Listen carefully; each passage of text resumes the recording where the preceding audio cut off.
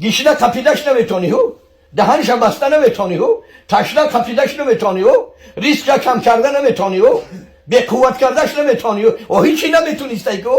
ایم دل تورات کنی ای حقارت انده ای پدر لعنت و مادر لعنت و بسر خودت ای خدا لعنت خواستن انده تورات کنی و بگوی خدایا امیر ای مغل استخوانی من پیدا کردی شاید اون وقت من قچی شیطان بدم شاید اون وقت من عرق خورده بدم شاید اون وقت من مست بدم شاید اون وقت چکیده و گیرکه شاید اون وقت من پدر یا مادر من رنجور کرده بدم شاید اون وقت موسفید را یک کلان ساله را رنجان و رنجش داده باشم بغیر شریعت خدایا ببخش من اولا من ببخش که ای حاصلی میوه منای همین درخت میوه میته فرزند میوه پدر و مادر خدایا من توفیق بده اولا من ببخش این فرزند اصلاح کن خدایا خداوند 100 آیت قرآن گفته است ادعونی استجیب لکم 100 آیت قرآن دعا آمده است 40 ربنا آمده است که دعا کنه ربنا یا معناش که بنابر لفظ جمع آوردن که همه مخلوقات و موجودات تو پروردگارش هستی که در کلمه ربنا کسی اگر ربنا بگه دعا کنه اکثریت علمای دانشمند گفتن اهل طریقت به شریعت که دعای او اجابت های انا رضا شدن خدا ما آن چیزی به سر خودمان آمده همون را مردم میگیم که کسی ملال نشوه نیکی ملال بغیر شریعت شده باشه برای حق ملال شده باشه برای حق گفتن ملال شده باشه خدا سلامت باشه اگر حقش خورده باشیم چیزش گرفته باشیم مالش گرفته باشیم به زوری یا به ظلم یا به دزدی یا به فریب یا به خیانت دعوا کنه بچیمش که دنیای پهیلی های آدم ها یک کسل میشید صحت ها می اومدن میگفتم پهل مکنان و نمک تو بسیار خوردیم کسای درگات چکه و دوخت تو بسیار خوردیم حاضر این گپا نمانده است دیگه این یک چیزی های همین دنیا سبک بشه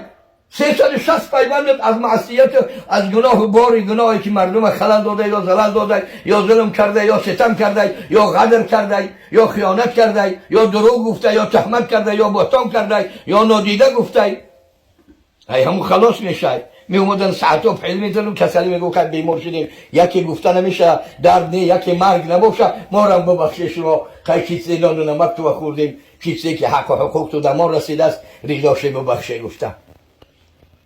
انا رزین و پیغمبر را وقتی گفت که انک لا تهدی من احببت بدرستی که محمد صلی الله علیه و سلم هدایت کردن نمیتوانی ایمان و دین اسلام و شریعت دادن نمیتوانی کسی را که دوست میداری هدایت خاصه ای ذات حضرت خداوند خیلی آیت شاید در ابو طالب عموشان عمکیشان بعضی ها میگویند که در حالت جان دادن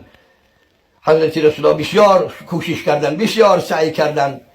که تلفظ کردن نتونستن در زبانشان لا اله الا الله و محمد رسول الله نگشت امکیشان 10 سال در خانهشون به یک روایت 10 سال قطع حضرت علی در یک کرپا گفته موسفیدا گفته عرفیت کلام شدن حضرت علی 10 سال در یک جگه قطع حضرت رسول اکرم صلی الله علیه و سلم بر خواه رفتن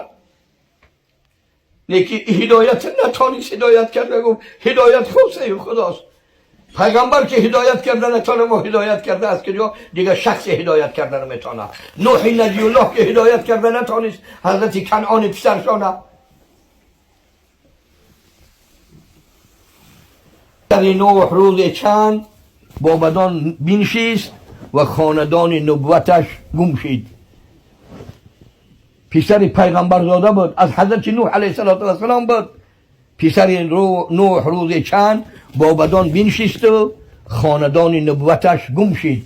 خانواده پیغمبر بدنش گم شد سگ اصحاب کهف روز چند پی نیکان گرفت و مردم شد یا سگ دنبی اصحاب کهف گرفت گفت منم از سرزمین و صاحب و سردار و کلانه که خدا را خدا نگه خدا را شریعت نگه دین نگه منم آزاد منم بیزار منم قطیتان بگیری بروی گفت سنگش زدن اینش زدن با یک روایت خداوند زبان گویاش داد که گفت منم ببره قطیتان منم اکو میبرم از این سرزمین از این ملت از این مکان پای آدمای خوب گرفت یکی از مخلوقات حیواناتی که در دنیا بودن در روز قیامت خدا آدمشان میگردانه به روایت آدمیزادشان میگردانه سگ اصحاب کهف از پیروی آدمای نیک از پیروی نیکان ما شاید در حالت غضب من شاید در حالت سخت گرسنه ماندن من شاید در حالت سخت ترش ماندن من